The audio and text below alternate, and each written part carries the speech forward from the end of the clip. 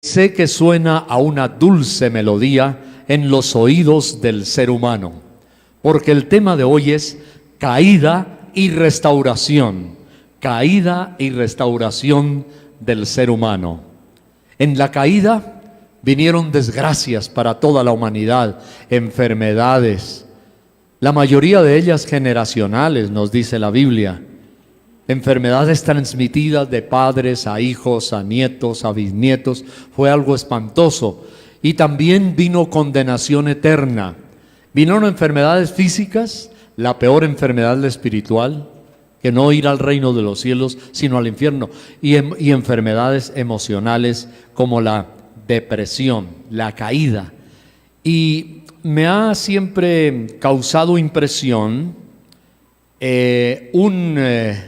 escritor, realizador cinematográfico también, que se llamó Ingmar Bergman, realizador cinematográfico de Suecia y director teatral. Una de sus obras famosísimas, que fue llevada también no solamente al teatro, sino también al cine, lleva como título Fresas Salvajes. Y esto aconteció en el siglo pasado. Estamos en el año, ya estamos en el 2017 y vamos para adelante, pero en el año 1958, la obra Fresas Salvajes de Ingmar Bergman, que ha sido admirado porque en 1958 no existía toda la tecnología que hay hoy. Esa cantidad de efectos digitales que están al alcance de los cinematógrafos y productores de hoy, los computadores con todo su desarrollo tan impresionante, no tenían ese sistema. Y vinieron las moviolas. Para los que no saben de cine, la moviola es un aparato que se utiliza especialmente en la edición. Y entonces cuando se filman escenas, se deja lo más granado, se corta, digamos así, en algunas ocasiones, algunas de las escenas, y se empatan con otras y va la secuencia de la película. Bueno, Ingmar Bergman, Fresas Salvajes. ¿Qué era la temática de Fresas Salvajes? Era el drama trágico de la condición humana, interesantísimo. Mire que este productor sueco se interesó en la caída y en la tragedia de la condición humana. Yo creo que pocos productores de cine, pocos cinematógrafos han hecho películas tan profundas de carácter casi espiritual, o digamos que espiritual, como Ingmar Bergman. Déjeme resumirle un poquito lo que hizo Ingmar Bergman en su relato, porque nos cae, como dicen las abuelitas, como anillo al dedo para nuestro tema de hoy sobre la tragedia de la caída de la condición humana. Y permítame relatarle lo siguiente. Ingmar Bergman escribe un juego llamado Fresas Salvajes, que acabo de mencionar, Fresas Salvajes. También le decían fresas silvestres. La escena sucede en la sala, digamos que una de las escenas, tal vez una escena central de la película, es en la sala de una corte donde está el juez con una cara fuerte, implacable, y allí está el martillo del juez en su mano, listo para dictar sentencia. El juez dice al reo que se encuentra en el banquillo de los acusados: Señor, le dice con voz tronadora, yo lo encuentro a usted culpable. Y el reo responde: ¿de qué soy culpable? Y el juez le dice: usted es culpable de la culpa. ¿Cuac? El pobre reo quedó estupefacto. Culpable de la culpa, culpable de la culpa. Pareciera como doble culpabilidad, culpable de la culpa. está hundido, no tiene remedio. ¿Es eso muy serio?, pregunta el reo con los ojos espantados. ¿Es eso muy serio? Todavía no entiende la dimensión del veredicto del juez. ¿Es eso muy serio?, pregunta el hombre. Muy serio, dice el juez. Muy grave, tronó con su voz, muy grave. Y ahí está el hombre, el acusado, tratando de eludir la condena del juez. Y también podemos imaginarnos a nosotros mismos, usted mismo, usted y yo, delante de un juez soberano, el Padre Celestial. La Biblia nos dice que Cristo vino como Salvador, pero vendrá como juez. Y se sentará, dice la Biblia, es una sentencia, en el trono, y juzgará a cada uno, uno por uno, y juzgará a las naciones. Entonces, podemos imaginarnos a nosotros mismos en el trono del juez y nos encontramos allí sin ninguna ayuda. Estamos condenados. Entonces, él es culpable, dice el juez, culpable. Y la sociedad lo mira y también le dice que es culpable. Y en todas las ramificaciones de su vida, en cualquier lugar donde se encuentre, es culpable, indudablemente él es culpable, no hay escapatoria. Mientras Dios no entre en el juego de las fresas silvestres o fresas salvajes, mientras Dios no aparezca en la escena, irremediablemente somos culpables y vamos a ir al infierno. Y entonces encontramos hoy que el mundo mismo dice culpable. En Colombia, por ejemplo, la gente está estupefacta. Los editorialistas, mis colegas periodistas, escriben en las revistas, en los periódicos, en la televisión, y no alcanzamos de salir de la sorpresa, de la culpabilidad y de la corrupción, y estamos reponiéndonos del golpe de una corrupción y ya cae otra. Y entonces hay uno, estaba pensando esta semana, el fiscal anticorrupción resultó el más corrompido de todos los fiscales. Y esa es una paradoja. Y el fiscal general tiene que decir culpable. ¿Culpable de qué? Culpable de la culpa. Y entonces el fiscal anticorrupción levanta la cobija sucia con la cual se arropaba una cantidad, una camada, y entonces ese resulta acusando al otro, y ya, como dicen, de efecto dominó, las cartas del naipe van cayendo y una tumba a la otra, y llegamos a puntos inimaginables, dentro de los cuales un mismo acusado puede ser culpable no solamente de la primera cosa que le descubrieron, sino que aparecen 3, 4 y 5 delitos más. El ser humano, aunque nosotros tengamos el índice acusador contra la Corte Suprema de Justicia en Colombia, contra los jueces, contra los fiscales anticorrupción, pero hay dedo que señala hacia cada uno de todos los seres humanos. Y ese dedo que está señalando dice culpable, y es el dedo de Dios. Bueno, el Espíritu Santo dice pecador, y ahí es donde Dios le encarga o le pone encima la culpabilidad al ser humano. Y cuando estamos siendo condenados, aparece un abogado en el tribunal que dice: mi amigo, le tengo buenas noticias. Le tengo un Salvador para que usted no se vaya al infierno, para que usted pueda eludir la condena. Ese Salvador le va a ayudar. Esta semana en nuestro Facebook hemos puesto notas interesantes.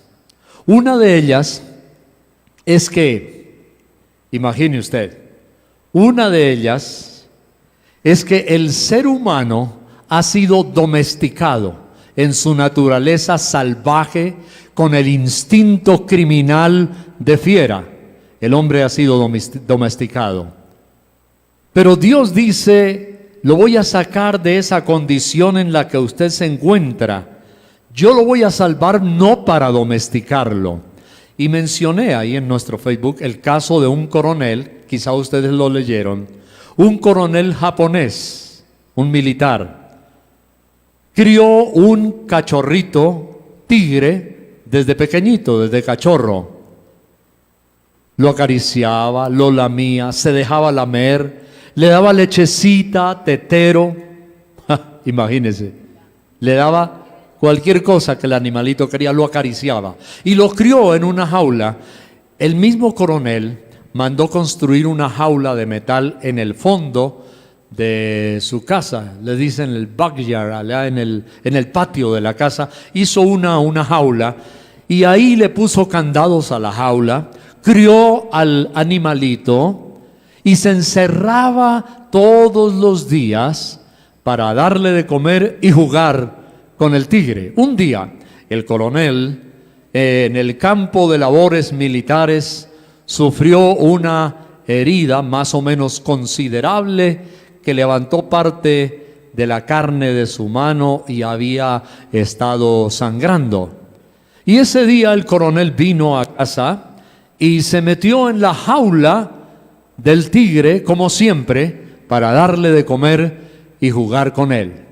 Pero el animal, cuando olfateó la sangre en la mano del coronel, una vez más, acostumbrado a los olores así, se despertó su instinto salvaje, su naturaleza de fiera, y se abalanzó contra el coronel, y ante la mirada estupefacta de los vecinos alrededor, desde las ventanas de sus casas, vieron impasibles cómo el coronel era despedazado por el tigre y devorado por el animal.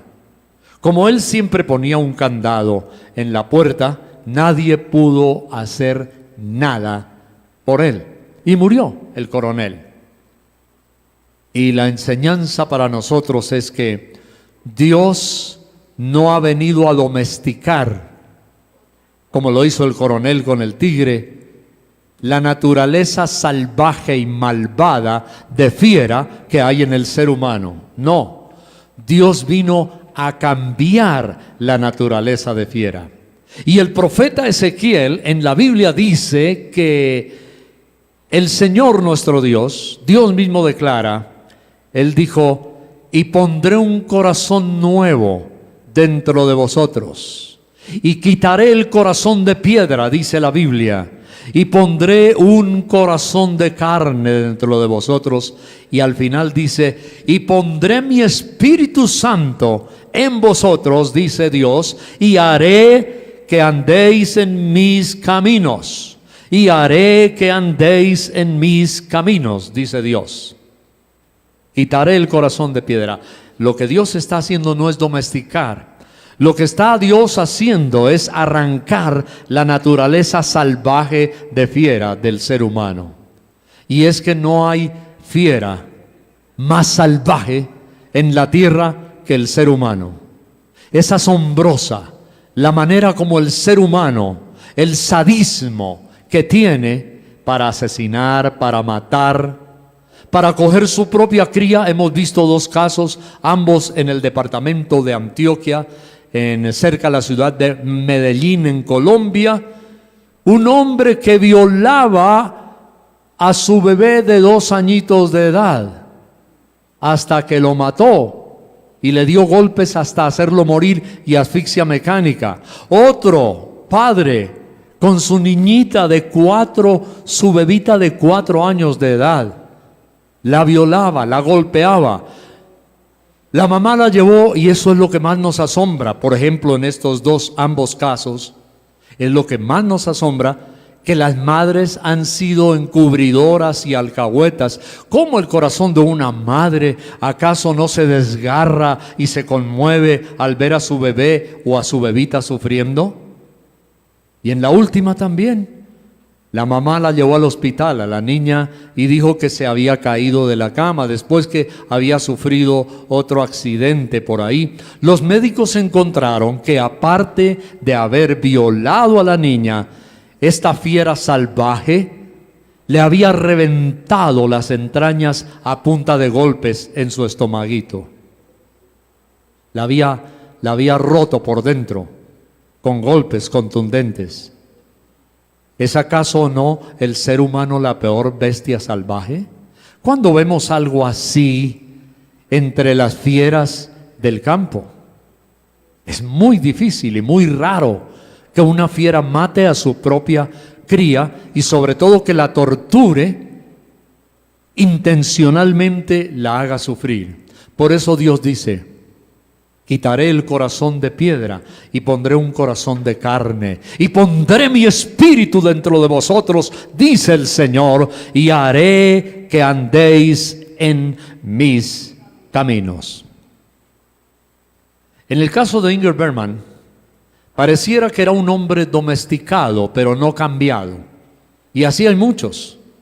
Hay gente que recibe condenas de 30, 40 años y no están cambiados. Siguen siendo fieras enjauladas, pero fieras. Y ahí están. Y el ser humano a veces ha sido domesticado. ¿Cómo se logra domesticar al ser humano? Y hay varias maneras de domesticar al ser humano. Buenos modales. Dice, aprende modales en la mesa. Yo me acuerdo que a mí, por ejemplo, mi padrino me decía, y como yo a veces lloraba mucho, me decía bocadillo. Me decía bocadillo. Así no se coge el tenedor y así no se coge el cuchillo. Tiene que ser en esta mano y en esta mano. Y debes cortar así. Y no debes tomar la sopa hundiendo la cuchara hasta el fondo y tomando y sorbiendo duro. Debes tomarla con delicadeza, me decía, y hay que ir por el borde del plato. Nunca aprendí. Hay que tomarla por el borde del plato, recoger la sopa y llevarla a la boca. Y entonces me dijo, y así no te vas a quemar. Ah, bueno, esa fue una razón un poco más suficiente para mí de no utilizar la cuchara de otra manera. Pero eso era buenos modales, costumbre, era urbanidad. Me enseñó, y a veces me acuerdo y me da pena, cuando estoy almorzando, no pongas los codos sobre la mesa. Pero ¿qué le vamos a hacer si poner los codos es más cómodo? Y decía él, no ponga los codos sobre. Estaba aprendiendo urbanidad, estaba aprendiendo buenos modales. Y cuando yo estaba niño, como que yo creo que ya eso no lo usan, ¿no? Pero había una urbanidad que era famosísima y todavía la mencionan. Se llamaba la urbanidad de Carreño. No sé, me parece que Carreño era un cura de esos bravos, chapados a la antigua, pero Carreño, la urbanidad de Carreño, y había que aprender modales. Bueno, yo miro que la sociedad hoy ha tratado de domesticar al ser humano. Buenos modales, urbanidad, comportamiento en sociedad, cócteles, y que no le vaya a pasar a alguien, por ejemplo, que me dijeron que le llevaron el platoncito del agua cuando le sirvieron la langosta y en lugar de lavarse las manos se la tomó. ¿Cierto? Puede suceder. No sabía para qué era y no tenía etiqueta y glamour. Bueno, el ser humano ha sido domesticado por el mismo ser humano.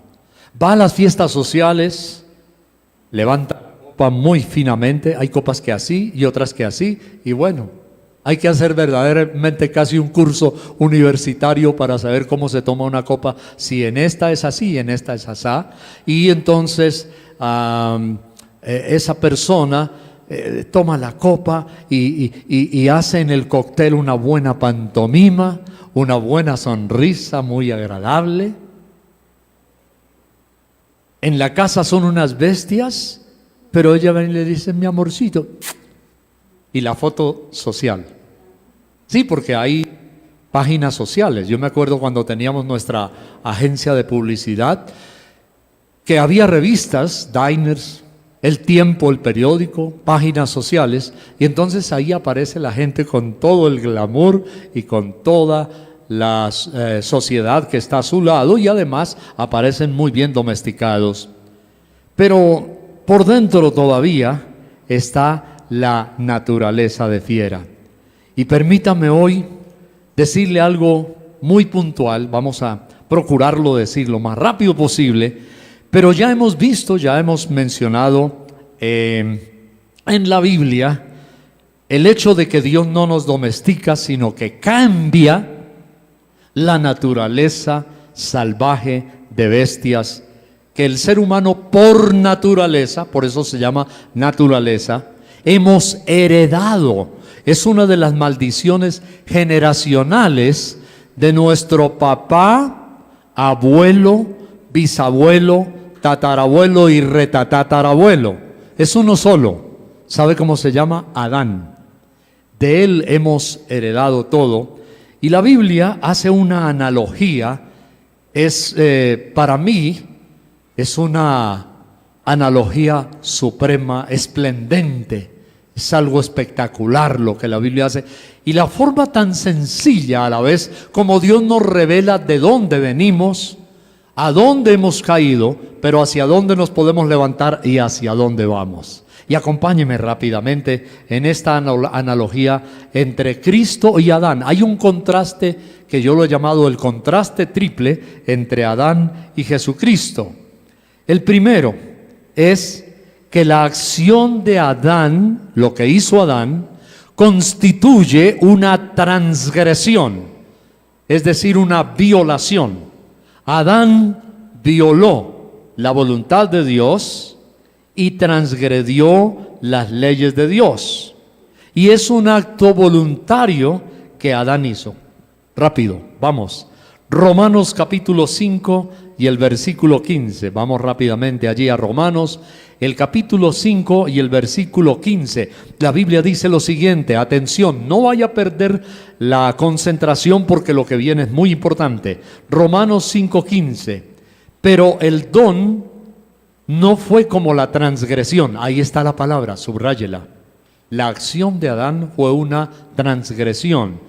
Porque si por la transgresión de Adán, de uno, murieron los muchos, abundaron mucho más para los muchos la gracia y el don de Dios por la gracia de un hombre llamado Jesucristo. Denle un aplauso al Señor en este día. Amén. Jesucristo. Por la transgresión de uno, dice la Biblia, murieron muchos y abundaron mucho para los muchos abundaron mucho para los muchos la gracia y el don de Dios por la gracia de un hombre. O sea, el contraste entre Adán y Cristo. Entonces, por la gracia de Cristo, así como abundó el pecado por Adán, por la gracia de un hombre, Jesucristo, abundó el don, que es la gracia que mencionamos hace 8 y 15 días aquí. Que la gracia de Dios es lo que Él hizo por nosotros sin merecerlo. La gracia de Dios es morir en la cruz y salvarnos sin merecer nosotros la gracia de Dios. Lo que soy, lo que tengo, todo se lo debo a Él. Y lo que seremos también se lo debemos todo a Él. Hay una canción antigua muy linda que dice, porque todo lo que soy y lo que espero ser, lo debo todo a Él. A Dios sea la gloria. Aquí está. Bueno, entonces, número 1. Así como por un solo hombre, Adán, vino la transgresión, por la acción de gracia vino la justificación, que es Jesucristo. Esa es la número 1. Número 2. Adán tiene la marca de la desobediencia. Palabras claves hoy. Primero, transgresión. Ahora, Adán tiene la marca en su frente que dice desobediencia. Y somos parte de la actitud de Adán por el nacimiento. Gracias a Dios que viene después otra acción de Cristo y nos salva. Otra vez volvamos a Romanos y ahora vamos a mirar Romanos 5, 18. Acompáñeme rápidamente, mira esta explicación tan bonita. Romanos 5, 18. Así que como por la transgresión de uno vino la condenación a todos los hombres, el juicio de fresas silvestres o salvajes de Ingrid Bergman, vino la condenación. De la misma manera, por, qué bello, la justicia de uno, ese se llama Cristo, vino a todos los hombres la justificación de vida. Aquí hay términos en Romanos que son judiciales. Esto es de derecho penal. Si usted no lo sabía, el derecho en la universidad, cuando los estudiantes van a estudiar leyes, en México dicen abogacía, en Colombia dicen derecho, les llaman licenciados allá, aquí les dicen doctores, en fin. Hay una materia en la universidad que se llama derecho romano. El derecho romano está inspirado en la universidad de la epístola a los romanos, y en general el derecho de familia está inspirado en las epístolas paulinas del apóstol Pablo. Hay derecho de familia, hay derecho romano. Qué lindo saber que el derecho romano y el derecho de familia están inspirados en las epístolas de Pablo. Y aquí nos habla de condenación. Escuche bien, transgresión lleva a la condenación. El justo, que es Jesús, nos lleva a la justificación. ¡Qué maravilloso! Eso es algo espectacular. El justo por los injustos para llevarnos ¿a quién? A Dios. Para llevarnos, diga conmigo, a Dios. A Dios. Para llevarnos a Dios. Entonces, mire, esto es impresionante. Nos lleva a la justificación de vida. Jesús de Nazaret. Número 2. Ahora, número 3. En Cristo Jesús somos, qué bello, somos justificados por la fe. Pero así como en Cristo Jesús somos justificados por la fe, hay un precedente que es Adán. Entonces, en Adán somos condenados y morimos, pero en la obra redentora de Cristo por la fe somos justificados y vivimos. Lo voy a repetir, número 3. En Adán somos condenados, tú eres culpable de la culpa y mueres, condenación. Pero en Cristo Jesús somos justificados y vivimos, nos levantamos a vida. Estas son realidades bíblicas tremendas. Esto es teología pura y pura teología. Esto es teología en parte de seminario. Así que yo lo invito a usted para que tome notas de esto muy importante y ojalá vuelva a ver el mensaje. Pero bueno, deducimos entonces un hecho importante. Ya hemos visto las 3 cosas. Ahora, deducimos que Satanás, el agente maligno, el papá de la maldad, de la perversidad, nos quiere meter en su sistema. La palabra sistema es muy importante en términos empresariales de hoy. Satanás nos quiere meter en su sistema que tiene 2 características: orgullo y rebelión.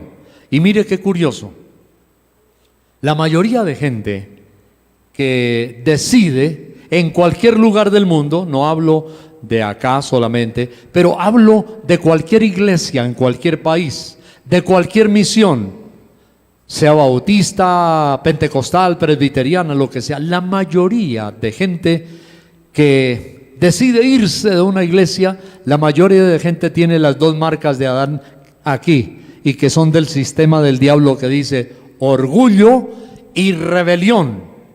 Orgullo y rebelión, la mayoría. Y entonces el diablo nos quiere meter en su sistema. He dicho que la palabra sistema es muy importante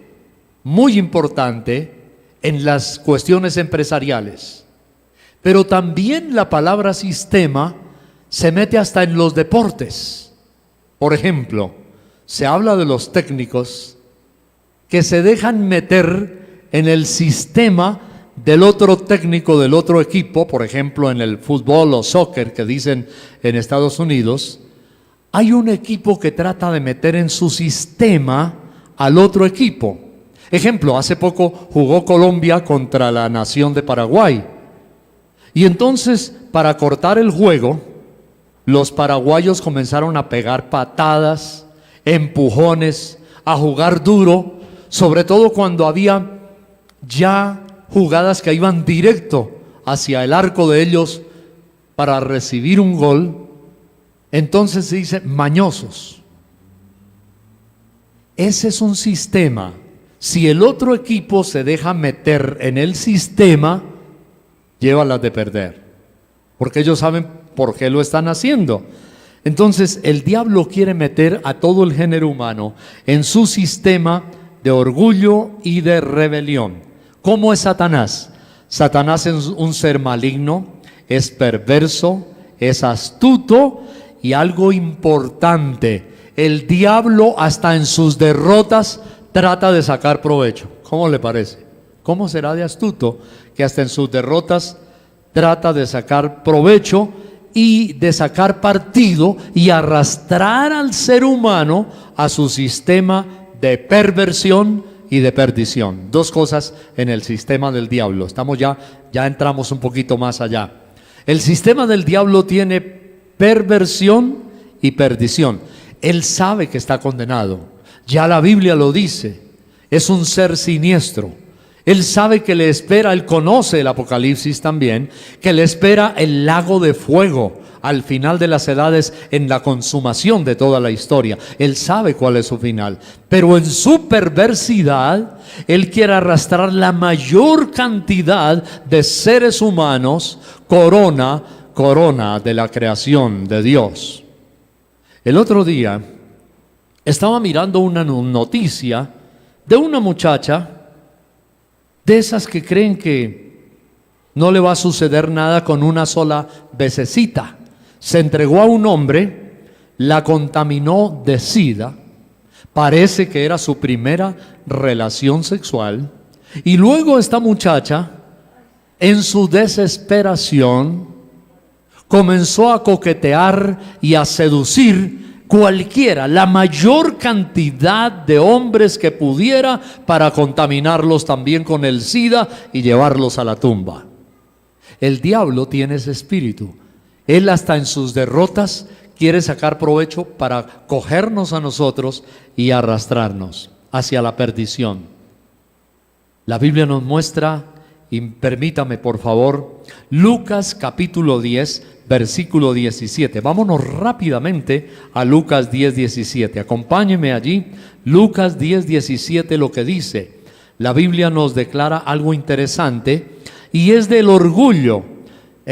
Puse una nota esta semana también en el Facebook de Plenitud que decía que orgullo espiritual no existe, porque en algunas comunidades religiosas se habla de orgullo espiritual. Mentira. Orgullo espiritual no existe, es orgullo religioso. Vamos a mirar y vamos a ver la diferencia. Lucas 10, 17 al 20. Unos que Jesús envió a predicar, escuche esto. Volvieron los 70 con gozo diciendo: Señor, aún los demonios se nos sujetan en tu nombre. Escuche bien. Ellos vieron que había resultados. Aún los demonios se nos sujetan en tu nombre. Y les dijo: yo veía a Satanás caer del cielo como un rayo. Ellos vienen contentos porque echan fuera a los demonios. Yo veía a Satanás caer del cielo como un rayo. He aquí os doy potestad de hollar serpientes y escorpiones y sobre toda fuerza del enemigo, y nada os dañará. Oiga, ¿usted se ha puesto en el lugar de los discípulos de Cristo? Que el Señor le dijera a usted: fulano de tal, Alberto, Yolanda, lo que sea, te doy autoridad para hollar serpientes y escorpiones. Una persona carnal dice: uy, me voy a volver millonario, encantador de serpientes. Serpientes y escorpiones, y nada os dañará. Pero no os regocijéis, aquí está la advertencia en el versículo 20, de que los espíritus se os sujetan, sino regocijaos de que vuestros nombres están escritos en los cielos. Lo más importante no era el espectáculo que ellos dejaban como resultado. Lo más importante era su salvación, era su propia vida. El diablo siempre quiere tentar con algo de vanidad, con orgullo. Y el orgullo es muy peligroso porque luego entonces viene, tarde o temprano, viene la desobediencia. El orgullo lo he comparado como la máquina de un tren, de un convoy, de un ferrocarril. El orgullo, y entonces el diablo le engancha detrás desobediencia a esa máquina, y detrás de ese vagón que dice desobediencia le pone rebelión, tarde o temprano. Cuando uno entra en altivez, fácilmente llega a ser desobediente, y cuando es desobediente, fácilmente llega a caer en la rebelión. Y eso sucede, y es un ciclo. Pasó en el huerto del Edén con Adán. El diablo le metió el orgullo a Adán y Eva. ¿Con que Dios ha dicho? No le crean. Ustedes son más, ustedes también son como dioses. Seréis como dioses, le dijo Satanás a Adán y a Eva. Entonces le puso el orgullo, y detrás del orgullo, ¿qué vino? El vagón de la desobediencia. Y detrás del vagón de la desobediencia, ¿qué vino? El vagón de la rebelión. Así es contra Dios. Así es también en cualquier comunidad, incluso cristiana. Orgullo, la soberbia, la arrogancia. Cuando una persona comienza a ensoberbecerse, a ser orgulloso u orgullosa, ¿y por qué no tengo más mando? ¿Y por qué no soy? Y entonces el orgullo y el diablo le hace desobedecer y luego le hace pecar contra Dios. En la vida natural, cualquiera le sucede lo mismo. Yo estaba meditando hoy sobre ese problema, por ejemplo, de los que están siendo condenados en Colombia, senadores, presidentes de cortes, como de la Corte Suprema. No, es increíble, presidentes de cortes y todo eso. Y digo, Señor, ¿cómo llegaron allá? Y es porque querían tener mucha plata y una gran imagen. Y se me vino a mi memoria, eso hace ya más de 20 años creo, cuando yo estaba predicando en el departamento de Córdoba, uno de los más terribles, donde ha habido matanzas sanguinarias, robos, peculados. Dicen que se han robado varias veces ese departamento, y estaba predicando allí en la capital Montería. Ha pasado ya tanto tiempo que ni me acuerdo el nombre, ni sé quién es, y por eso lo puedo mencionar. Un médico me dijo que habían llegado los que antes supuestamente iban a defender a los campesinos. Eran gente corrompida, mataban al papá, a la mamá, se quedaban con las haciendas o los hacían firmar bajo tortura una escritura, y en complicidad, dicen por ahí también, hay varios casos de investigación sobre eso, muchos han sido condenados en complicidad con notarios, con registradores de los departamentos de registro de las escrituras, amangualados con jueces. Y entonces uno dice, ¿qué era lo que buscaba esta gente? Después entonces muchos querían tener dinero y fama. Y hubo lo que llaman paramilitares y también guerrillas y bueno, lo que sea. Pero el asunto es que les dijeron, mire, queremos que usted sea senador o usted sea representante, le vamos a ayudar. ¿Cómo me van a ayudar? Plata por montones. Pague en tal lugar, haga esto, haga lo otro. Y el médico me dijo que al papá, tenía muchas tierras, vinieron y le dijeron, véndanos. Y le daban cualquier miseria. No, ¿cómo se les ocurre que les voy a vender? Ay, véndanos, don fulano de tal, porque si no después nos tiene que vender la viuda. Ya lo entendieron, ¿no? Si usted no nos vende, nos tiene que vender la viuda. Y mucha gente, este es el sistema del diablo. Orgullo, poder, lleva a la desobediencia, a hacer cosas malas y luego lleva a la rebelión. Y el diablo nos quiere meter en ese sistema. Pero no lo predico solamente para nosotros, sino para que veamos y abramos los ojos qué es lo que está pasando en el mundo. El diablo está tratando de establecer su sistema y lo está metiendo en las sillas presidenciales de los reyes, y eso es parte del cumplimiento profético de que vendrán tiempos terribles sobre la tierra. ¿En qué sentido? Tiempos terribles sobre la tierra. Que el diablo va a comenzar a mover los sistemas de los gobiernos, de las cortes, de los ministerios, de los senados, de los congresos de los reyes, preparando todo para lo que vendrá, el anticristo.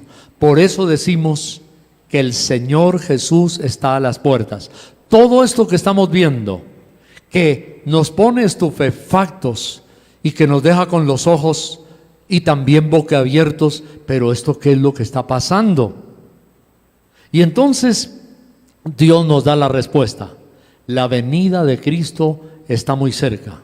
Se conjugan una cantidad de señales. Eso, la corrupción, la desobediencia, la rebelión, y juntamente con ello las fuerzas naturales de lo cual el Señor Jesús habló: terremotos, inundaciones, islas que van a desaparecer, porque eso va a suceder también, naciones con antileyes, en lugar de leyes, más bien antileyes, para aplastar al justo y al bueno y apoderarse de su dinero. Leyes infames, lo vamos a ver también en todos los países. Leyes infames, tremendo, imponiendo cargas tributarias terribles de impuestos para desangrar al pueblo, mientras que los reciben y las manejan y administran, se lucran, roban y se enriquecen. Eso lo vamos a ver en México, en Colombia, en Francia, en el África, en cualquier lugar de América. Eso va a suceder. Y no nos alarmemos, principio de dolores es esto, dijo el Señor. O sea, Dios quiere que en este momento abramos los ojos, porque si nos descuidamos, el diablo nos va a meter en su sistema para que seamos desobedientes, rebeldes y vayamos al infierno en condenación. Entonces, el Señor nos habla y nos dice que nosotros debemos actuar con obediencia y con humildad. El Señor advirtió aquí en Lucas a los discípulos, estaban cometiendo un grave error en el seminario de liberación. La espada del Espíritu es la palabra de Dios. Esta espada es la espada del Espíritu, la palabra de Dios, la espada, o sea, el Espíritu Santo es el que la usa. Pero hay que tener cuidado cuando usted escucha. Ojo, cuidado con internet.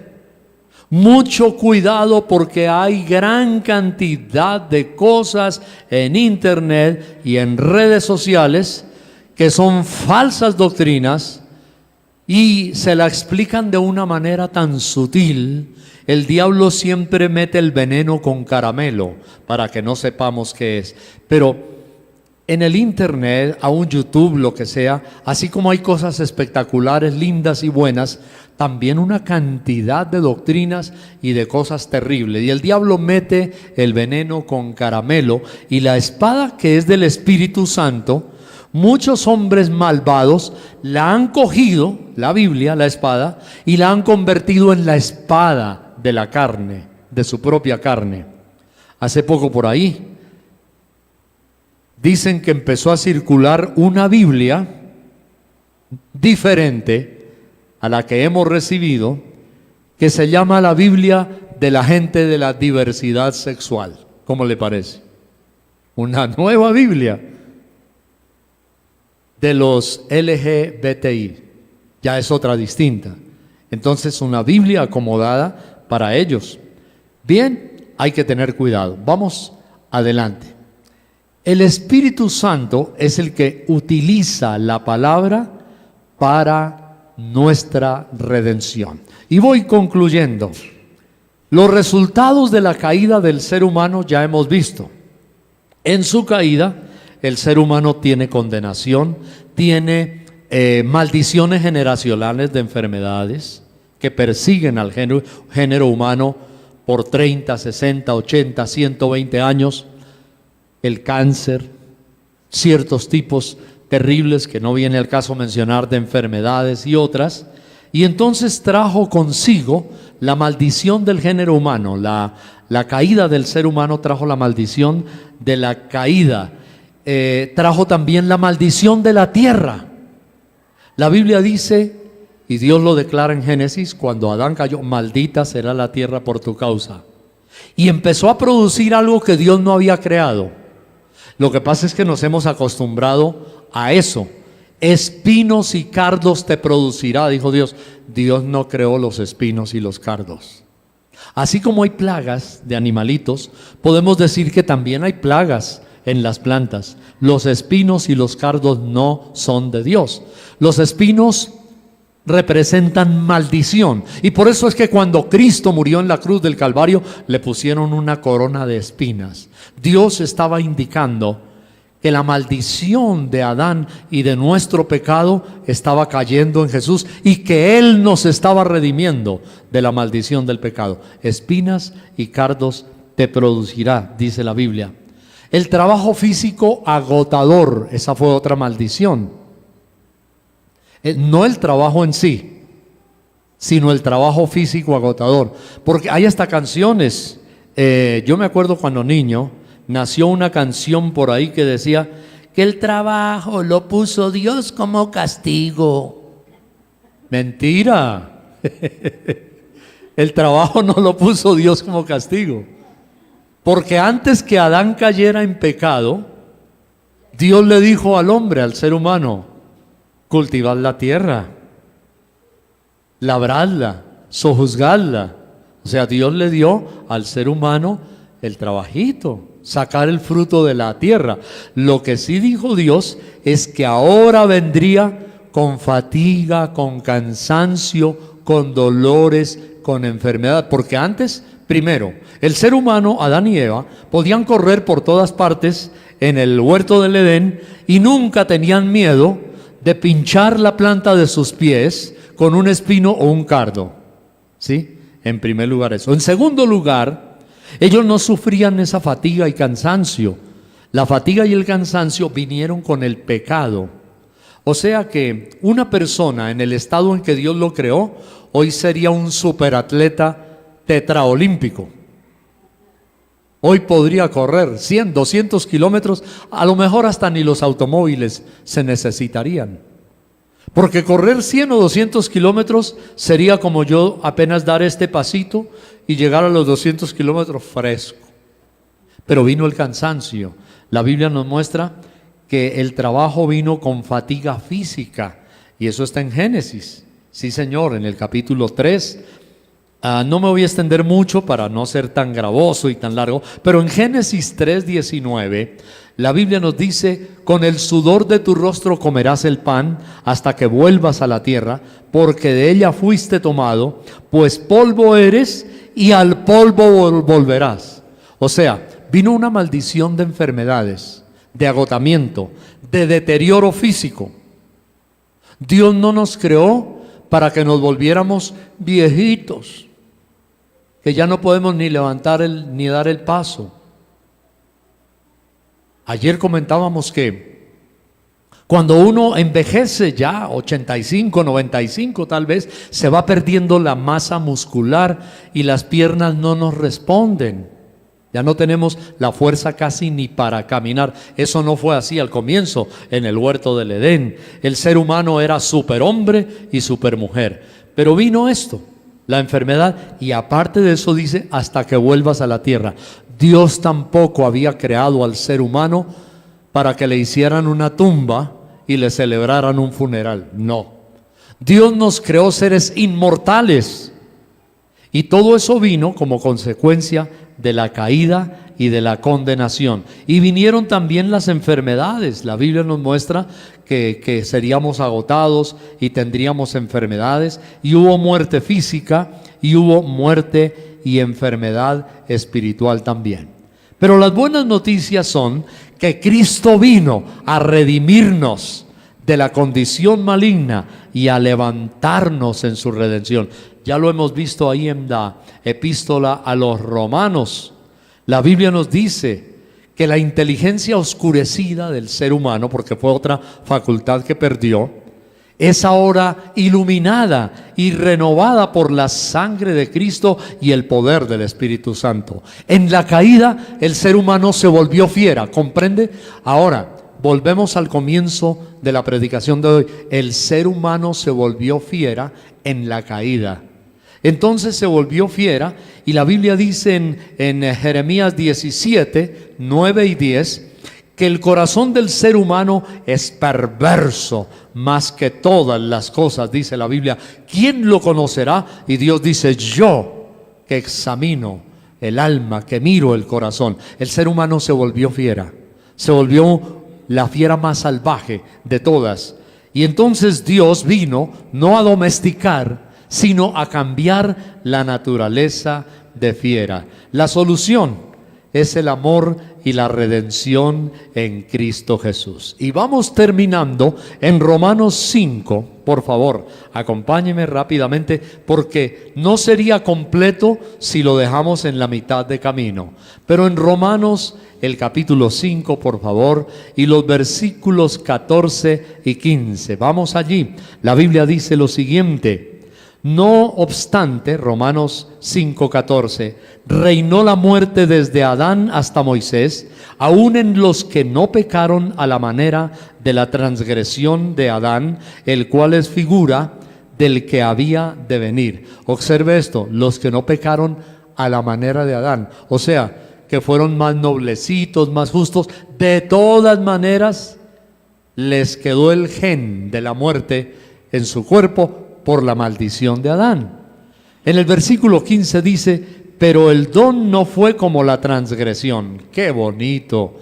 Otra vez la transgresión. Porque si por la transgresión de aquel, Adán, muchos, de aquel uno, murieron los muchos, por la transgresión de Adán, murieron los muchos, abundaron mucho más para los muchos la gracia y el don de Dios por la gracia de un hombre, Jesucristo. Aleluya.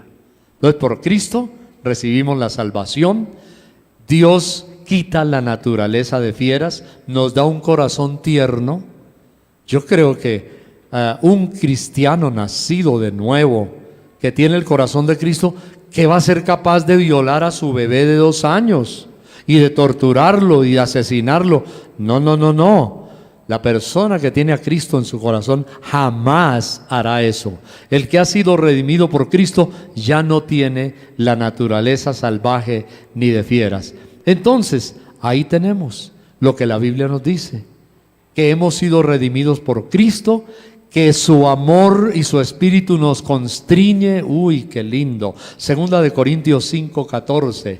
Oigan, no podemos dejar de pasar este espectacular. Segundo libro de los Corintios, el capítulo 5 y el versículo 14, que dice: porque el amor de Cristo nos constriñe, pensando esto, que si uno murió por todos, luego todos murieron.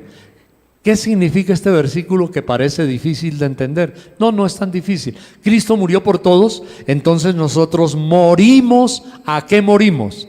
A la naturaleza vieja, la naturaleza de fiera, la naturaleza salvaje. Morimos a esa naturaleza y resucitamos a una naturaleza nueva. Así entendemos mejor la salvación, con el ejemplo del tigre del coronel japonés. Cristo cambia nuestra naturaleza. Alabado sea el Señor. Él nos redimió del pecado. Y déjeme decirle hoy que lo único que le falta al ser humano es responderle a Dios. Dios dice: he enviado a mi hijo a morir en la cruz. ¿Estás dispuesto a arrepentirte? ¿Te quieres poner a los pies de Jesús? ¿Vas a confesar tus pecados? ¿Reconoces que eres un pecador? ¿Reconoces que le has fallado a Dios? ¿Reconoces que te has desviado? Pero aceptas que Cristo vino a morir en la cruz. Aleluya. Si usted lo cree esta mañana, si usted lo entiende, entonces ya no hay problema. Está listo para irse al cielo. Si usted lo entiende y lo hace y lo confiesa, usted no tiene miedo de irse al infierno ni de ser condenado. Ya por la transgresión no hay condenación, porque Cristo mató la transgresión, llevó nuestra culpa y en Él somos todos justificados. Aleluya. Dele ese aplauso, pero bien fuerte, fuerte, fuerte al Señor. Gracias a Dios. Esta semana pienso que nuestra oración más importante debería ser: Dios, cambia cualquier vestigio que haya de naturaleza antigua. Dame, Señor, tu naturaleza. Quiero tener un corazón dulce, el corazón de carne y no el corazón de piedra. Señor, gracias. Tú has dicho que enviarías el Espíritu Santo y dijiste: pondré mi espíritu en ellos y haré que anden en mis caminos. Ya no habrá esfuerzos humanos. Si el Espíritu de Dios está en nosotros, simplemente andamos en los caminos de Dios. Vamos a orar, incline su rostro, démosle gracias.